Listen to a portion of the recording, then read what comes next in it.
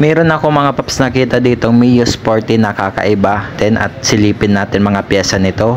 Yan, naka 4 valve naman po siya. At ang gamit niya dyan po mga paps na 4 valve is pang Raider 150 carb head and block. Nakikita nyo naman po mga paps yung oil collar niya nasa dibdib ng Mio Sporty niya. At yung alloy U-box niya. Ang ginamit niya po pang mga paps na shock dito as race power na shock at SDR din na rim. Nakikita niyo mga paps, yan yung ECU ng Mio Sporty na dating carb na ginawang FI. Nakita niyo naman yung throttle body niya. Yon, napakasulid ng pakabuild. Ang builder po pala nito mga paps at owner na si Paps Joel, napakasolid paps ng build. Kakaibang Mio to, dating carb ginawang FI at ginawa din 4 valve.